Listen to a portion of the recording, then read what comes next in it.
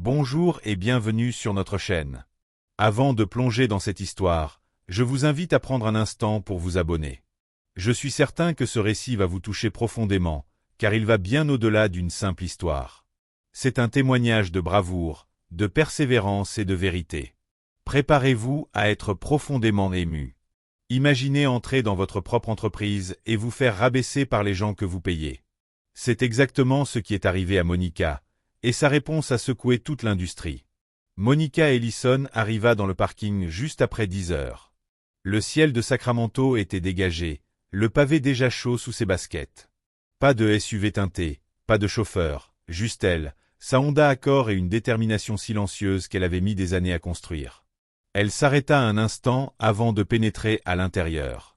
Les portes vitrées portaient son nom, Ellison Auto House, un concessionnaire de luxe connu à travers la Californie pour ses importations haut de gamme, Audi, BMW, Jaguar, Lexus, des lignes nettes, des intérieurs polis et une équipe formée pour charmer tous ceux qui ont de l'argent. Monica expira et franchit les portes. Le hall d'entrée était élégant et minimaliste. Des sols en marbre blanc, un bar à espresso sur la droite, un mur entier d'écrans LED courbés montrant des images au ralenti de voitures glissant sur des routes montagneuses.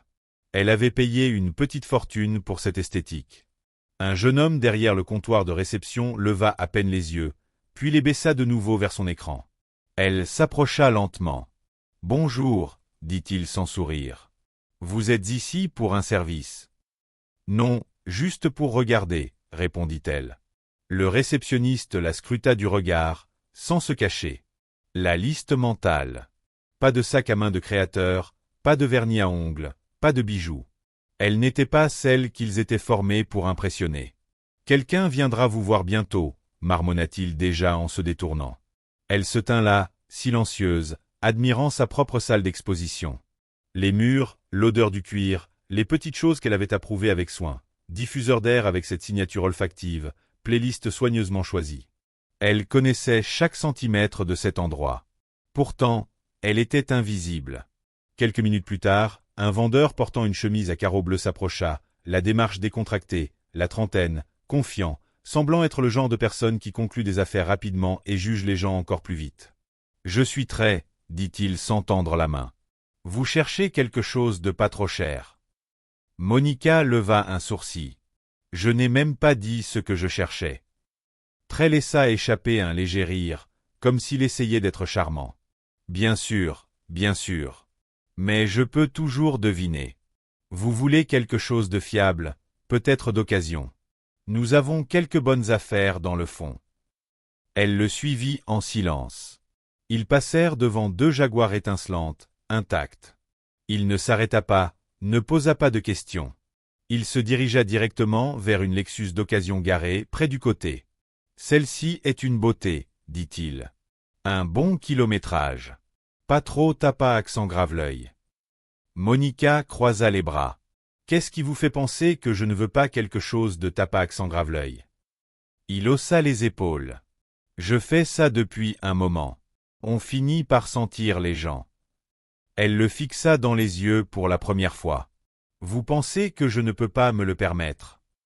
Le sourire de Trey se figea. « Eh, pas de mal, je veux juste vous faire gagner du temps. » Mais Monica ne flincha pas.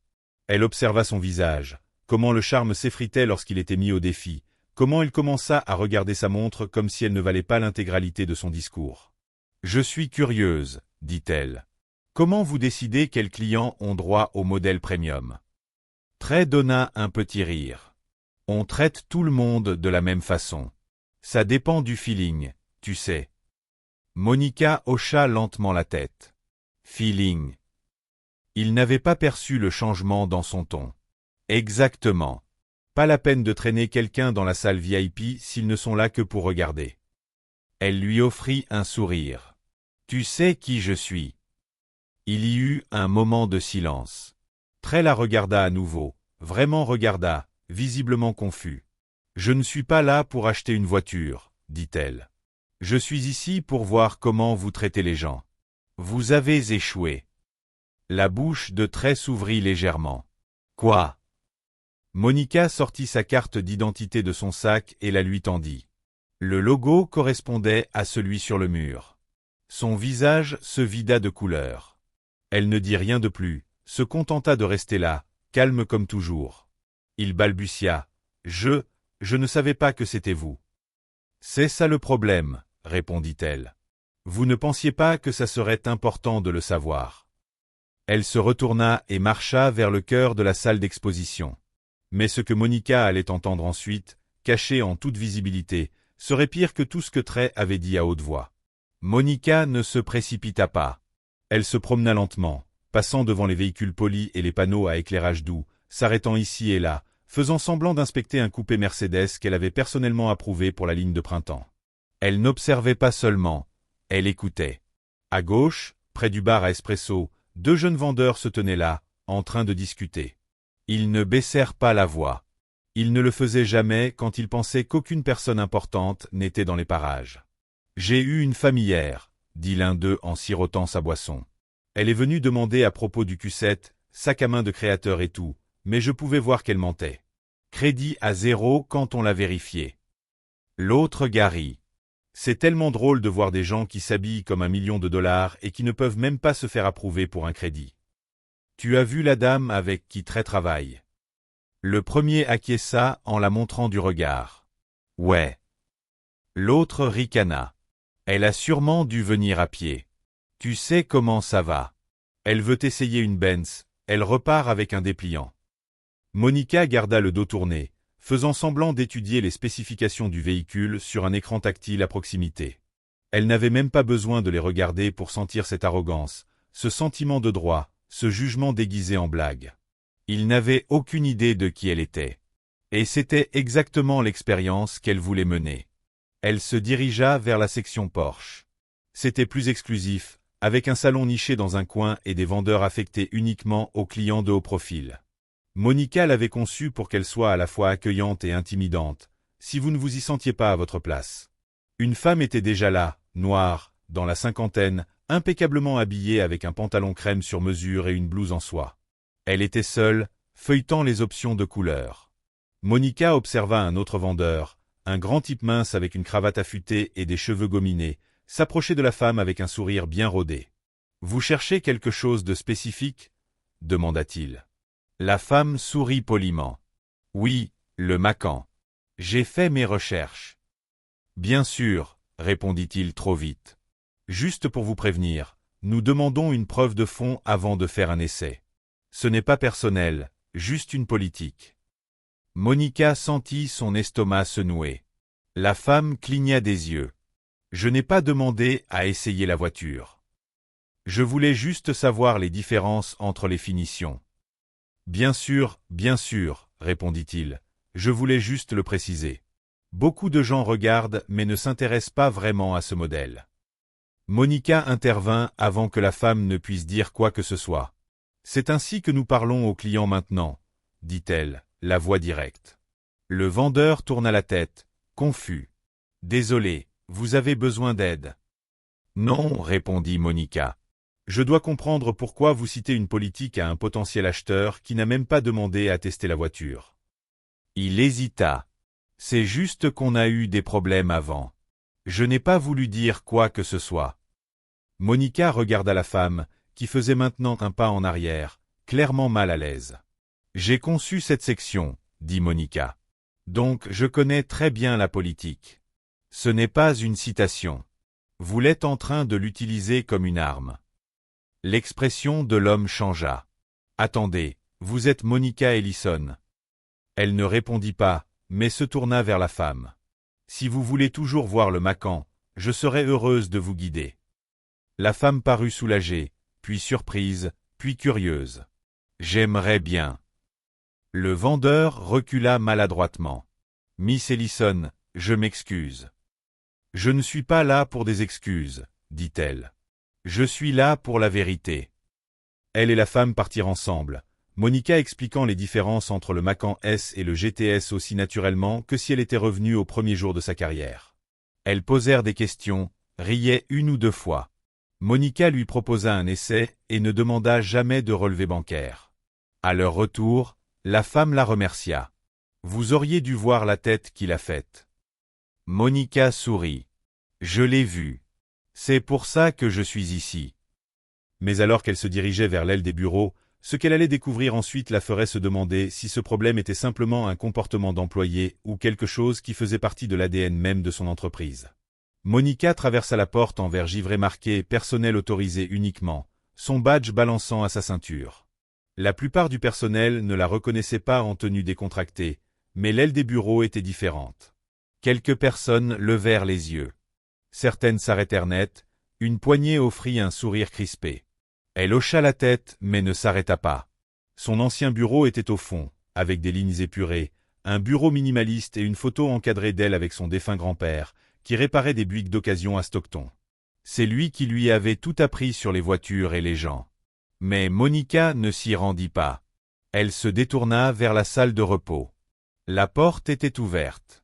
2 hommes et une femme étaient assis à l'intérieur, en train de déjeuner, regardant à moitié une émission sportive sur le téléviseur mural.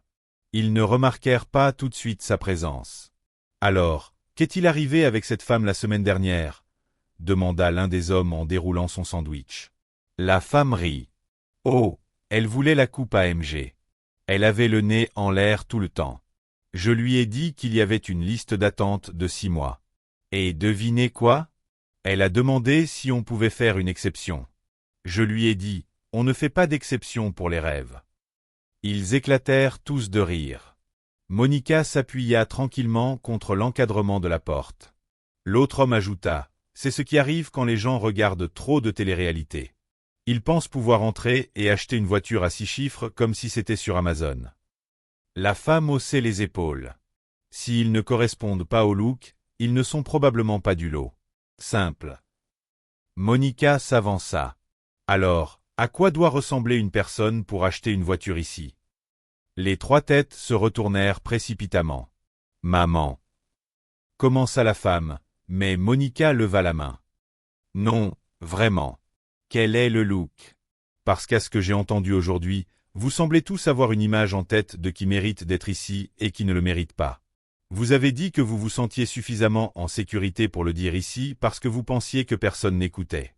Mais moi, j'écoute. » La pièce tomba dans un silence complet, à l'exception du faible volume de la télévision. « J'ai construit cet endroit, dit-elle doucement. Je l'ai ouvert parce que je voulais changer la façon dont cette industrie traite les gens qui me ressemblent. Et maintenant, je viens dans mon propre entreprise et j'entends ça. » La femme baissa les yeux. L'autre homme commença à parler mais s'arrêta. Monica les fixa. « Vous pensez que vous faites juste des blagues, mais chaque rire dit au prochain vendeur que c'est ok de faire des suppositions, d'insulter, d'ignorer point le silence qui suivit n'était pas celui de la culpabilité. C'était celui qui survient quand les gens réalisent qu'ils ne sont pas seulement pris, mais qu'ils sont le problème. » Elle ne cria pas. Elle n'en avait pas besoin. Après une longue pause, Monica dit « Finissez votre déjeuner.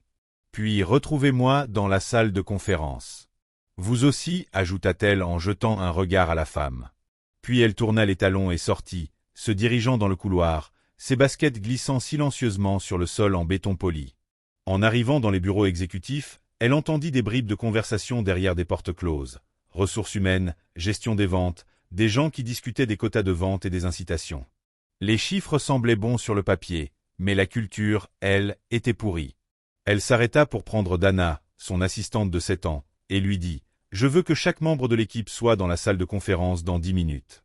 Pas d'excuses. » Dana cligna des yeux. « Tout va bien. »« Non, » répondit Monica, « mais ça va bientôt l'être. » Ce qui se passa ensuite, une fois tout le monde assis, ne secoua pas seulement la pièce, mais secoua l'ensemble de l'entreprise jusqu'à ses fondations. La salle de conférence se remplit rapidement, 27 employés en tout, y compris des vendeurs, du personnel administratif, le responsable marketing et 2 managers. Certains portaient des bloc-notes, d'autres avaient juste des expressions nerveuses. Chacun sentait que quelque chose allait se passer, mais personne ne savait quoi. Monica se tenait devant la salle. Pas de podium, pas de présentation, juste elle. « Je vais être brève, dit-elle. Certains d'entre vous ne savent pas qui je suis. Ça s'arrête aujourd'hui. » Elle marqua une pause et regarda autour d'elle. Quelques personnes se déplacèrent maladroitement sur leurs chaises. D'autres fixaient, essayant de comprendre où elle l'avait vue auparavant. « Je suis Monica Ellison, dit-elle, laissant les mots s'installer. Fondatrice et PDG de Ellison Auto House. Des murmures commencèrent immédiatement. Quelques mâchoires tombèrent même. Je suis venu aujourd'hui sans rendez-vous. Pas de talon, pas de badge, pas de nom de famille. J'ai fait ça parce que je voulais voir comment cet endroit fonctionne quand personne ne pense que je regarde. La pièce devint figée. J'ai été ignoré à la réception, condescendu par les ventes et on m'a montré une Lexus d'occasion comme si c'était tout ce que je pouvais me permettre. Pendant ce temps, j'ai entendu des conversations privées, aussi bien sur le floor que dans la salle de pause, qui m'ont clairement fait comprendre que ce n'était pas juste un mauvais jour. C'était une question de culture. Elle fixa trait le vendeur qu'il avait rejeté quelques heures plus tôt. Il avait l'air de vouloir disparaître sous le sol. Pour être clair, continua Monica, ce n'est pas une question de vendre des voitures. C'est une question de la façon dont vous voyez les gens, comment vous les traitez. Quelqu'un, au fond, tenta d'intervenir. Mademoiselle Ellison, nous traitons. Elle leva la main. Ne terminez pas cette phrase, à moins que vous n'ayez réellement vu comment tout le monde est traité ici. Parce que moi, je l'ai vu. Elle sortit un dossier mince de son sac. Ça, c'est un rapport d'une société de conseil que j'ai engagée il y a 2 mois. Ils ont effectué des visites anonymes dans nos concessionnaires. Chacun d'eux, y compris celui-ci. Un malaise se répandit dans la pièce. Je ne l'ai dit à personne, dit-elle, parce que je voulais de l'honnêteté, pas des performances. Ce qu'ils ont trouvé a confirmé mes craintes. Certains d'entre vous sont excellents. Vous allez au-delà. Vous accueillez les gens avec respect. Mais d'autres, vous faites des suppositions. Vous rejetez. Vous éloignez. Elle posa le dossier sur la table. Et si cela ne suffisait pas, aujourd'hui, j'ai vu ça de mes propres yeux. Trey leva la main, la voix tremblante. Mademoiselle Ellison, je ne voulais pas vous offenser. Je ne savais pas qui vous étiez. C'est exactement ça, répondit-elle. Vous ne devriez pas avoir à savoir qui est quelqu'un pour le traiter avec respect. La pièce était maintenant morte de silence. Elle tourna son regard vers le directeur du showroom, un homme nommé Owen, qui était dans l'entreprise depuis plus de 10 ans. Owen, dit-elle, je t'ai confié ce showroom parce que je croyais que tu pouvais construire une équipe qui reflète nos valeurs, mais ce que j'ai vu aujourd'hui ne correspond pas à ce que nous disons être. Owen resta droit, avalant difficilement. Tu as raison, dit-elle. Je ne cherche pas de simples excuses, continua Monica. Je veux des responsabilités. Elle regarda autour de la pièce, sa voix calme mais tranchante. Il y aura des changements, certains immédiats. Et si cette conversation vous met mal à l'aise, tant mieux. Ça devrait. L'une des employées administratives, une femme nommée Tessa, leva la main. Puis-je dire quelque chose? Monica hocha la tête. Je travaille ici depuis 3 ans, dit Tessa. J'ai vu ce dont vous parlez. J'ai vu des collègues ignorer des gens qui ne correspondaient pas au profil et on m'a dit de laisser passer. Mais ça ne m'a jamais paru juste. Monica hocha lentement la tête. Merci d'avoir dit ça. Des gens comme vous sont la raison pour laquelle cet endroit est toujours debout. Elle se tourna de nouveau vers la salle. À partir d'aujourd'hui, nous allons reconstruire de l'intérieur. Certains d'entre vous ne seront plus là la semaine prochaine. D'autres seront promus. Mais chaque personne ici va être formée à nouveau. Pas pour vendre des voitures, mais pour la décence. Mais ce que Monica lança après cette réunion secourait plus que son équipe. Cela ferait des vagues dans toute l'industrie. Dès 8 heures du matin, le lendemain, l'équipe RH du siège était déjà dans les locaux. Monica n'avait pas perdu une minute. Elle s'assit avec Dana et 2 responsables RH, Dolores et Quentin. Le tableau de conférence devant eux était couvert de transcriptions, de journaux de vidéos de surveillance et de rapports d'incidents des 6 derniers mois, qui s'étaient silencieusement accumulés mais n'avaient jamais été traités correctement. Aujourd'hui, cela allait changer. Commençons par Trey, dit Monica en ouvrant un dossier. Pas seulement ce qui s'est passé hier, ajouta Dolores en feuilletant ses notes. 2 plaintes précédentes, toutes 2 de clientes, toutes 2 impliquant des hypothèses sur le crédit et des tentatives de détourner ses clientes des modèles de luxe. Monica soupira lentement. C'est fini, dit Quentin. Ils passèrent ensuite à l'incident dans la salle de pause. L'un était un délinquant récidiviste. Les deux autres n'avaient aucun antécédent, jusqu'à présent. La femme, Denise, avait été promue seulement 4 mois plus tôt. Monica secoua la tête. Si vous avez plus de responsabilités et que vous pensez toujours qu'il est acceptable de parler des clients comme ça dans un espace partagé, vous ne dirigez rien. Licenciement ? Demanda Dolores. Immédiat, confirma Monica. Avant midi, 5 employés avaient été discrètement renvoyés. Chacun avait reçu son paquet de départ et avait été escorté hors des lieux de manière professionnelle.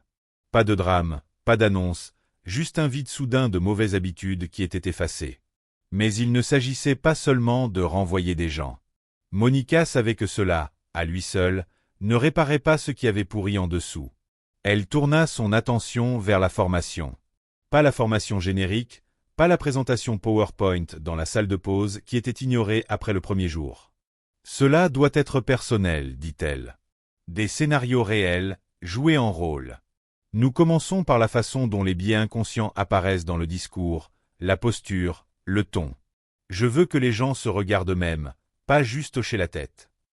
Dana ajouta, on pourrait s'associer avec ce groupe de San José, celui qui organise des simulations d'équité en milieu de travail. Ils sont pratiques et directs.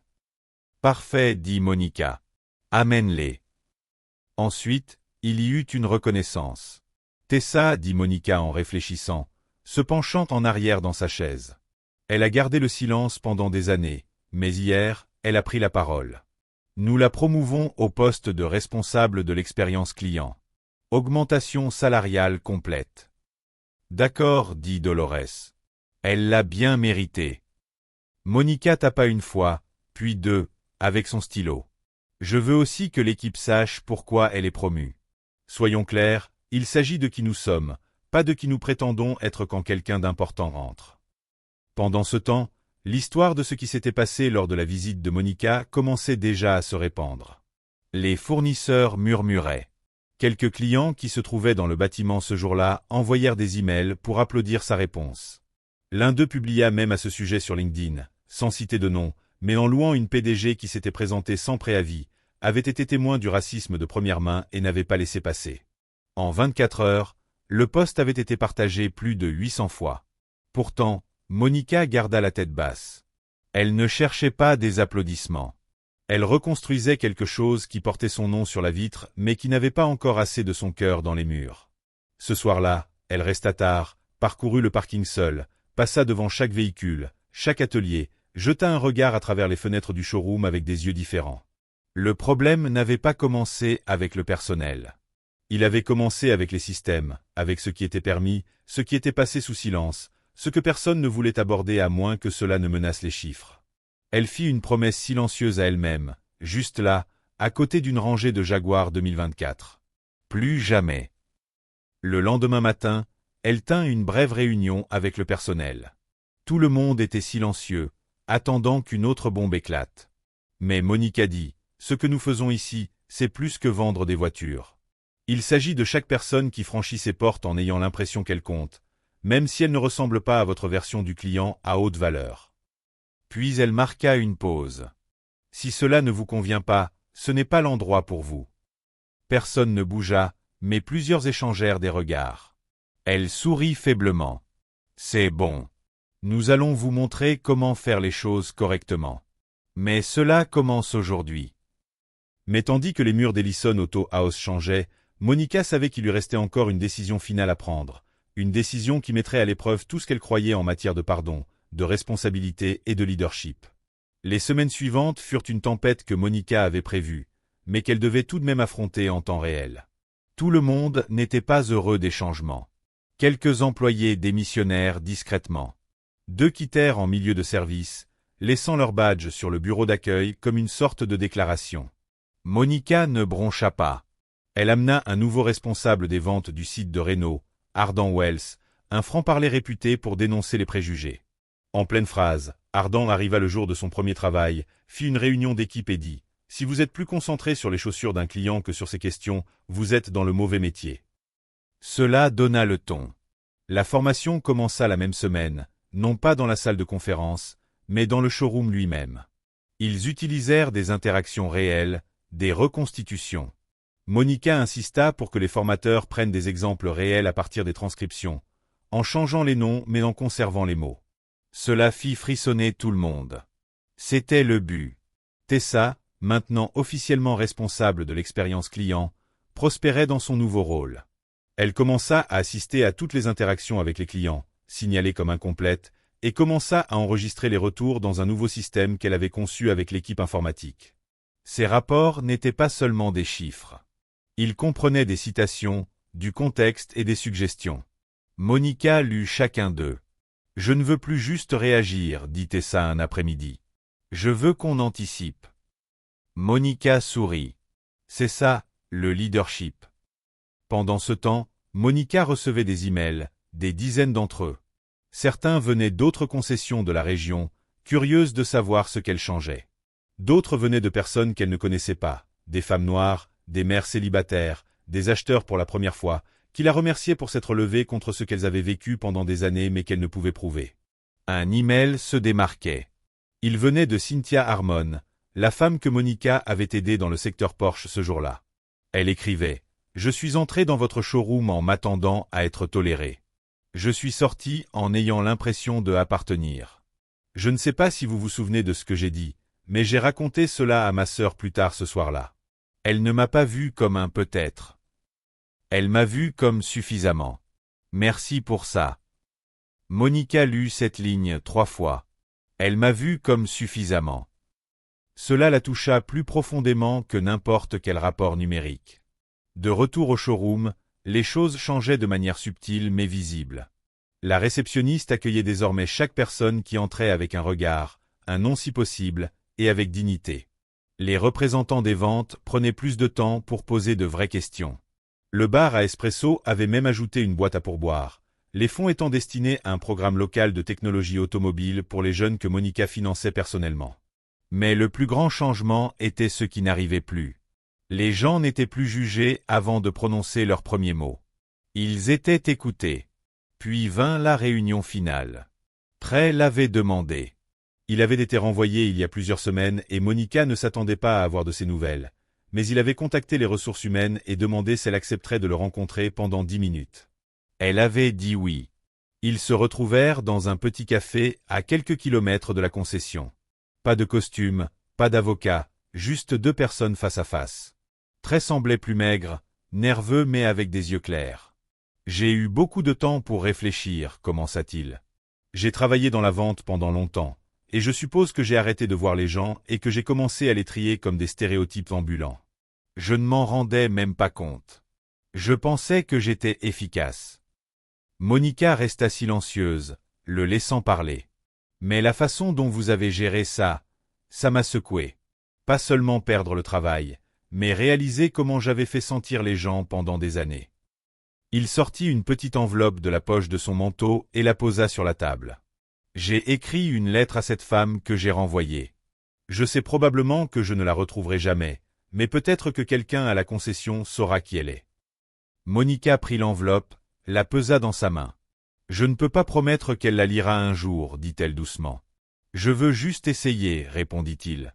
Ils restèrent assis encore un moment. Pas de grand pardon, pas de poignée de main, juste de la compréhension, et cela suffisait. Mais alors que Monica quittait le café, regardant le soleil se coucher derrière les bâtiments en verre, une pensée finale commença à surgir, un message qu'elle savait qu'elle devait partager avec le monde avant que cette histoire ne se termine. 3 mois plus tard, Monica se tenait à l'entrée du showroom, les bras croisés, observant un jeune couple, acheteur pour la première fois, discuter avec enthousiasme avec l'un des nouveaux représentants des ventes. Il posait des questions intelligentes, pas seulement sur les caractéristiques, mais aussi sur le financement, le service, l'entretien à long terme. Le représentant, Malik, un ancien mécanicien devenu vendeur, ne les pressait pas, ne faisait pas d'hypothèses. Il écoutait. C'était ce que Monica remarquait plus que tout récemment. Les gens écoutaient. Le showroom avait changé, non seulement dans son ton, mais dans son rythme. Il y avait un rythme maintenant, constant, intentionnel, respectueux. Personne ne coupait les gens en pleine phrase. Personne ne cherchait des portefeuilles au lieu de réponses. Monica sortit dehors, laissant l'air chaud lui frapper le visage. Elle pensa à combien de temps cela avait pris pour construire cet endroit et combien elle avait failli perdre le cœur de cet endroit. Pas à cause de mauvaises affaires, mais à cause du confort. Parce que c'est ce qui avait permis à tout cela de glisser. Le succès avait rendu l'équipe confortable. Assez confortable pour ignorer les micro-agressions. Assez confortable pour détourner les yeux. Assez confortable pour oublier qu'aucune voiture, peu importe combien elle était brillante, ne pourrait jamais guérir les blessures invisibles que les gens portent lorsqu'ils franchissent la porte. L'email de Cynthia Harmon, encore une fois. Elle le gardait là comme un rappel, une preuve que le changement n'était pas seulement une question de protocole. C'était une question de personne. Elle avait déjà partagé une partie de son expérience lors d'un appel-conférence avec d'autres propriétaires de concessions à travers la Californie. Certains étaient sceptiques. D'autres l'ont appelée en privé pour lui demander comment elle avait fait. Elle n'a rien édulcoré.